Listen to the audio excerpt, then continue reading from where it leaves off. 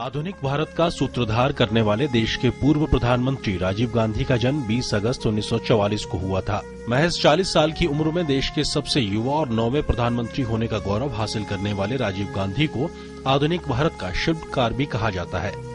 वो पहले ऐसे व्यक्ति थे जिन्होंने देश में तकनीक के प्रयोग को प्राथमिकता देकर कंप्यूटर के व्यापक प्रयोग पर भी जोर डाला। भारत में कंप्यूटर को स्थापित करने के लिए उन्हें कई विरोधों और आरोपों को भी झेलना पड़ा, लेकिन अब वह देश की ताकत बन चुके कंप्यूटर क्रांति के जनक के रूप में जाने जाते हैं। राजीव गांधी महज एक नेता ही नहीं बल्कि उससे भी एक कदम आगे एक स्वप्न दृष्टा थे। राजीव गांधी ने एक मजबूत भारत का सपना देखा था, जिससे गांव-गांव तक हर सुविधा पहुंच सके, जो तरक्की की नई मिसाल कायम कर सके और जिसका हर नागरिक पढ़ा लिखा हो। अपने इसी सपने को साकार करने के लिए राजीव गांधी ने सूचना प्रौद्योगिकी, शिक्षा, कृषि, पेयजल और पंचायती राज जैसे बुनियादी कार्यों पर जोर दिया। विकास को समाज के हर वर्ग के लोगों तक पहुंचाने के लिए राजीव गांधी ने लाइसेंस राज के खात्मे और आर्थिक गतिविधियों पर लगी तमाम बंदिशें हटाने की शुरुआत की थी। राजनीतिक पृष्ठभूमि में होने के बावजूद राजीव गांधी ने कभी भी राजनीति में रुचि नहीं ली। भारतीय राजनीति और शासन व्यवस्था में राजीव गांधी का प्रवेश केवल हालातों की ही देन था।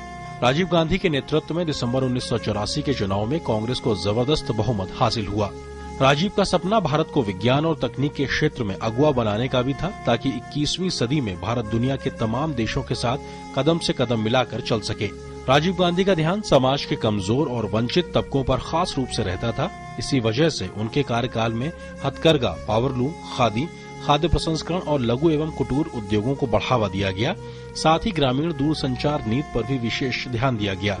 आम लोगों की शासन में भागीदारी सुनिश्चित करने के लिए राजीव गांधी ने अपनी ओर से विशेष प्रयास किए, जिसके आधार पर ही 73वें संविधान संशोधन के जरिए बाद में देश में पंचायती राज व्यवस्था लागू की गई। और यही वजह है कि आज देश भर में चुने हुए ग्राम पंचायत प्रतिनिधि अपने कार्य को बखूबी अंजाम दे रहे हैं। राजीव गांधी को मरणोपरांत भारत रत्न से सम्मानित किया गया।